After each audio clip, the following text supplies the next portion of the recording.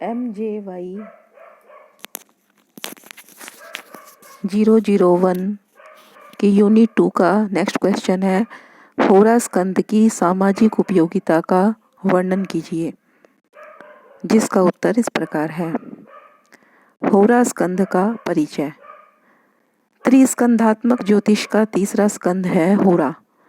इसका प्रचलित नाम फलित या जातक भी है। होरा शास्त्र में ग्रहों, राशियों और नक्षत्रों के व्यक्ति विशेष पर पड़ने वाले प्रभाव का अध्ययन किया जाता है। होरा व्यक्ति के भूतकाल और भविष्य काल में होने वाली घटनाओं का पूर्वानुमान करता है और शुभ अशुभ फल का कथन करता है। व्यक्ति पर पड़ने वाले प्रभाव का अध्ययन जन्म कुंडली, आधान कुंडली, गोचर कुंडली, प्रश्न कुंडली व वार्षिक कुंडली आदि के आधार पर किया जाता है। होरा शब्द अहोरात्र से लिया गया है, जिसका अर्थ दिन व रात का संपूर्ण कालमान अर्थात 24 घंटे मीन्स 60 घटी है।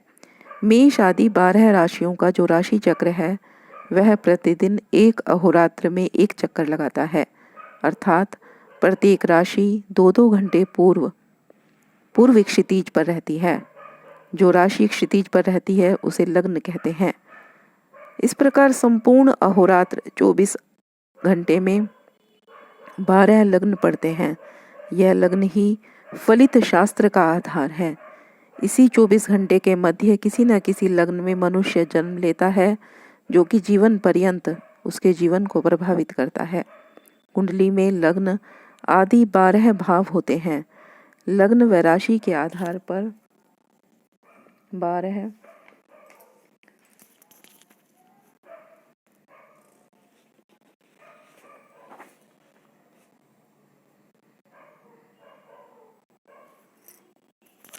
राशियों के लिए 12 भावों की चक्रात्मक व्यवस्था ही कुंडली कहलाती है, जिसके आधार पर ऋषि मुनियों ने जन्म से मृत्यु तक जीवन के सभी पक्षों के भविष्य फल कहे। वस्तुतः लग्न आदि 12 भावों से ही विभिन्न विषयों का विचार होता है, जिसके कारण इन भावों की संज्ञाएं भी उन विचारणीय विषयों के नाम पर पड़ गई हैं। केंद्र स्थान 1, 4, 7, 10 को कहते हैं। इसी को कंटक तथा चतुष्टय भी कहा जाता है। त्रिकोण स्थान 5वां और 9वां भाव, प्रथम भाव उदय स्थान, चतुर्थ भाव पाताल, सप्तम अस्त, दशम आकाश। केंद्र को विष्णु तथा त्रिकोण को लक्ष्मी कहा गया है। कुंडली में प्रत्येक भाव महत्वपूर्ण है। इन्हीं 12 भावों में स्थित राशियां व ग्रह अपना शुभ अथवा अशुभ फल देते हैं। प्रत्येक भाव से क्या क्या विचार करना चाहिए वह इस प्रकार है। प्रथम भाव से जातक की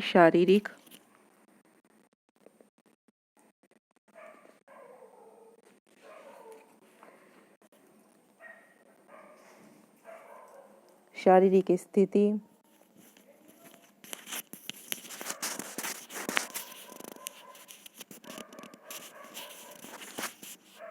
स्वास्थ्य, रूप, वर्ण, जाति, स्वभाव, गुण, सुख दुख तथा शील आदि का विचार किया जाता है। द्वितीय भाव से धन संग्रह, पारिवारिक स्थिति, उच्च विद्या, वस्त्र, वाणी आदि का विचार किया जाता है। तृतीय भाव से पराक्रम, छोटे भाई बहनों का सुख, नौकर चाकर, साहस, शौर्य, धैर्य, चाचा मामा आदि का विचार किया जाता है। चतुर्थ भाव से माता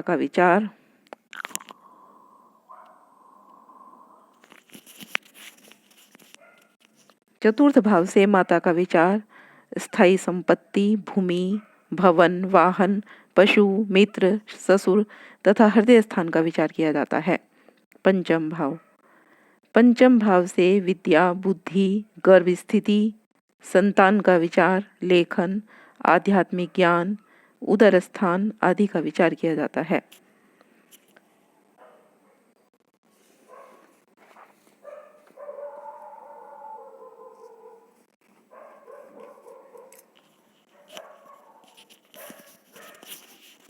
षष्ठ भाव।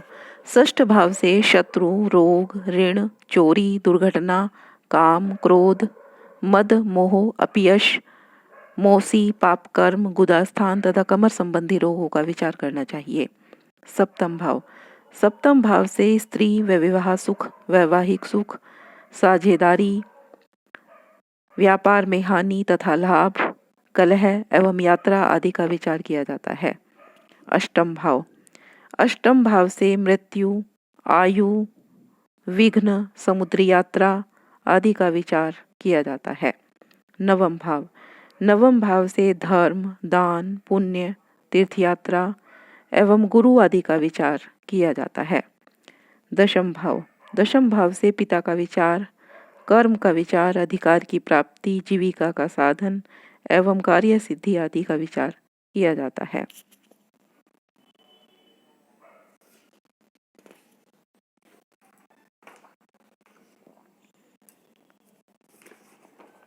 नेक्स्ट है एकादश भाव।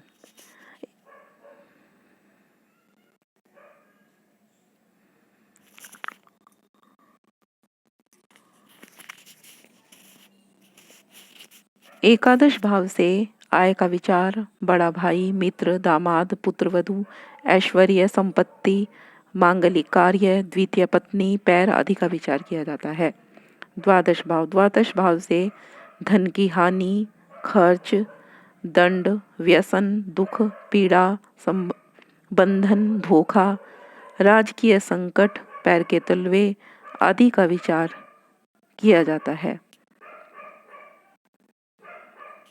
भाव एवं भावेश ग्रहों के अतिरिक्त भावों के कारक तत्व का भी विचार करना चाहिए।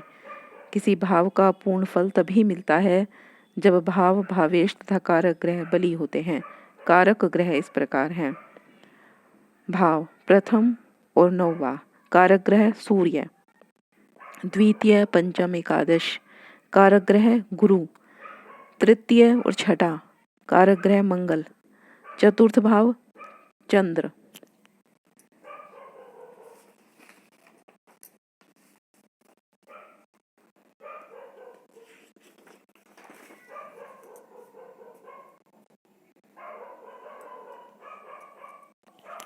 सातवां शुक्र, आठवां द्वादश शनि, दशम बुध व सूर्य।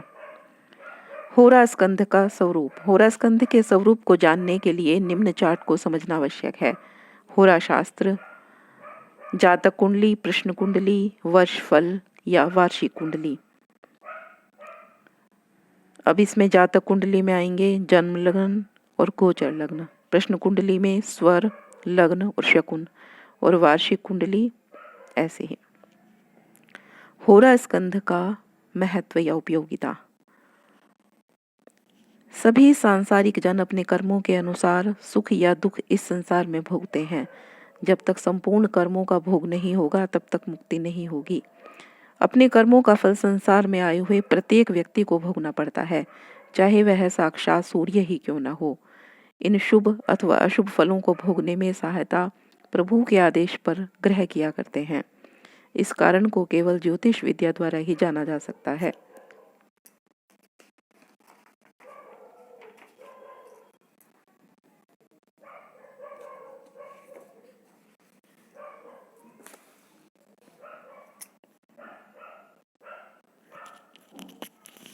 अतः ज्योतिष शास्त्र केवल वेदों का नहीं अपितु लोक का भी नेत्र है, जिसके अभाव में मनुष्य अकिंचन हो जाता है। होरा स्कंद के महत्व को स्थापित करते हुए भास्कराचार्य कहते हैं, अब ये श्लोक लिखना है।